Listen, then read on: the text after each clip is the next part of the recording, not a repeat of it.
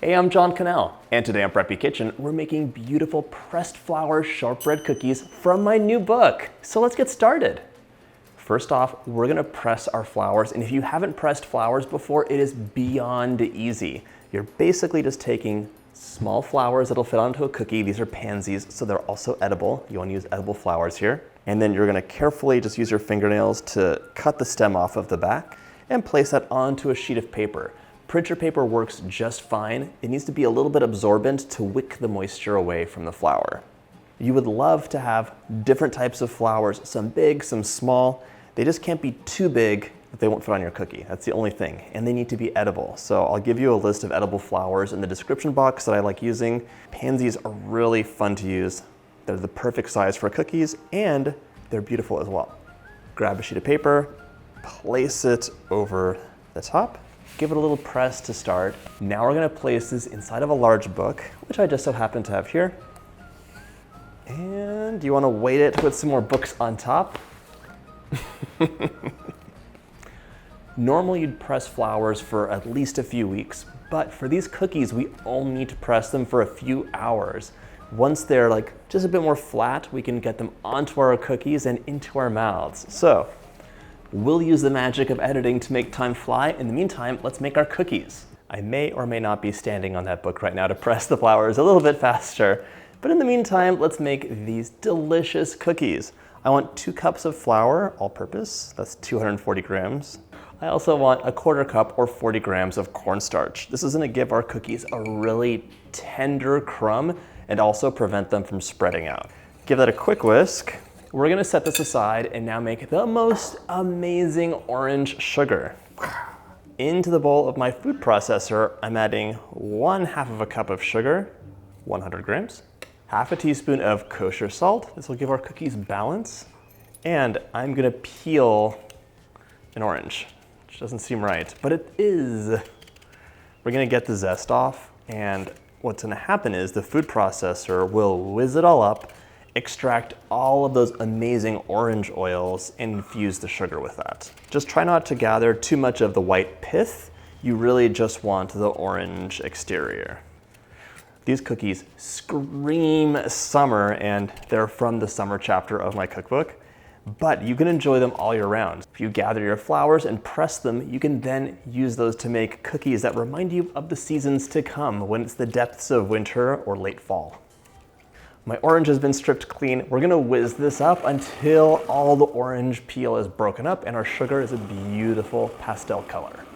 If you don't have a food processor, you can still make these amazing cookies. Just grab a rasp, get all the zest off, and then use your hands to work it into the sugar until the sugar is this beautiful light orange color. You've seen me do it on the channel tons of times, probably for the orange cake. It's the last time you've seen it, and it works great. Ooh, it smells so good, it's wild. Almost there, just a few more pulses. You may have seen a book in the background of some of my videos. You might have heard a whisper or two online, but I am beyond excited to finally start sharing recipes from my new book. It's available for pre-order now, and there's links in the description box below. I've been working on this for years, and inside you'll find over 100 brand new recipes I've never shared before, as well as a lot of photos of all the behind the scenes stuff that happens here at Hedge Hill Farm. I am blown away by the number of people who've pre-ordered already. Thank you so much from the bottom of my heart. It means the world to me, and it is very important for any new book coming out. If you don't have your copy yet, order yours today. There's links in the description box below, but for now, let's get back to baking. Most of this recipe is happening right in the food processor, so now that this looks like beautiful, amazing orangey sand, all the oils are out and the zest has been broken down. I'm gonna add 1 cup or 226 grams of softened butter. You can see my knife goes right into it. Just cut it into pieces as you add it in. I've been working on this book for years and it's kind of been a secret, so I haven't been telling everybody and sharing everything that's in the book. But now you can pre-order the book. It gets released October 4th, and I cannot wait to be invited into your kitchen and be a part of the family. I'm also gonna add in 1 teaspoon of vanilla extract. This gets processed at, oh my gosh, orange and vanilla together. I didn't know it was gonna turn on when I did that. full disclosure. Well, this would probably taste delicious, but I'm not gonna reach my fingers into there. So to scrape the bowl down, and I'm moving the blade right in front of my spatula so nothing gets cut. Finally, we're gonna add our flour mixture into our bowl and process it up. This time we're just gonna do a couple pulses to bring it together. You do not wanna overmix the flour. That'll give you a tough cookie. So you'll see it come together really fast. That was just a few pulses. This has come together. I wish you could smell this, and if you make the recipe and buy the book, you can. Now we're gonna transfer our cookie dough into something that we can pop in the fridge. So these are fabric pieces that are coated in wax. They're reusable. You can use plastic wrap or paper too. We have some warm, summery weather today, so this dough is super soft and really needs to go into the fridge to chill for about an hour. Give it a head start in the chill process by patting it into a disc so it's not too thick and it cools down faster. Then when it comes out, we can roll it out, cut it, and get to assembling our beautiful cookies. Pop this into the fridge, give it at least an hour so it's really nice and firm, and then everything should be ready. My cookie dough is now nice and firm, lightly flour a surface, and today I'm using a pastry mat because it makes everything so much easier whenever you're rolling anything out.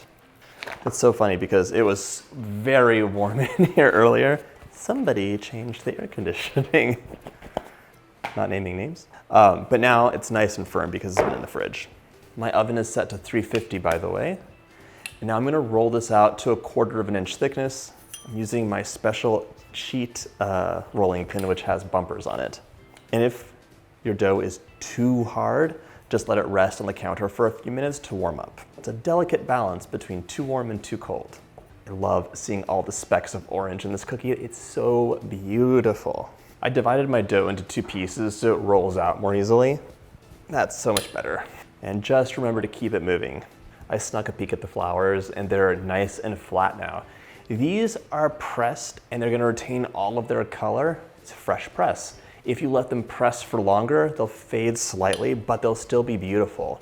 The nice part about this recipe is you can do it all in one day and you don't have to wait forever for the flowers to be perfectly pressed because it'll all work out. Grab a 2.5 inch cookie cutter. This one is scalloped. Dip it in flour and get to cutting. Plop it onto your baking sheet. Mine's lined with a Silpat, but you can use parchment paper too. Silpats are magical because nothing sticks to them and they prevent a little bit of that burning you can get at the bottom of cookies. They're kind of like a safety net for your baking. And if you wanted to, you could bake what you want now and freeze the rest of the dough for later. I would just cut it first so it's like a bake from frozen situation. We're gonna bake our cookies one batch at a time, 14 minutes at 350, or until they're firm and just taking on a slight golden color on the bottom. In you go. While the cookies are cooling, we're gonna make this delicious and very easy icing with just 1 cup of powdered sugar, along with a few tablespoons of orange juice. We want a fairly thin glaze. If it's too thick, it'll hide the flowers, and what's the point in that? Add a few tablespoons, give it a mix, and we'll see what the consistency is like. Just keep adding orange juice until it's a nice thin consistency. I did so much recipe testing for this because I wanted the cookies to, yes, be delicious, but also look beautiful and really highlight those pressed flowers. So a big part of that was just figuring out how to get the glaze on, how to get an even coat, and how to have the flowers be really like front and center, not under an opaque white glaze. That looks nice. I'll do 1 test cookie. If it's too thick, we'll just add more orange juice, and that'll be our sneak eating, nobody needs to know cookie. My cookies are cool. The glaze is done. Let's see the flowers. I hope they're nicely pressed. Come take a look. Look at that. So they were pressed for a few hours and they're really nice and flat, but they retained their color. My book did its job, so we're gonna say goodbye to that. And hello to an amazing assembly line. So here's the deal. Have your flowers at the ready. You probably want something like a pair of tweezers or even like a little pin just to lift the flowers off because they might get a bit stuck. Wire rack, optional. Your cookies, your glaze, and a small paintbrush. You could use a pastry brush if you want, but a little paintbrush is gonna give you very nice control. Grab a cookie. You wanna paint just a little bit of glaze on here.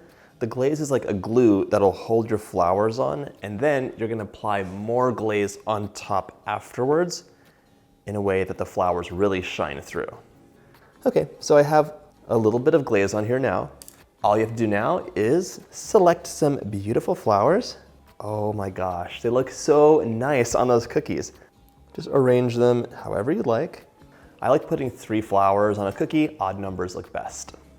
Now for the part that needs a little bit of finesse, you're gonna use your paintbrush and gently paint over the flowers. And this is our test one, so we're gonna see.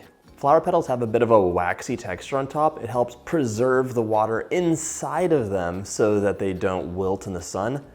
But that means that your glaze could bead up.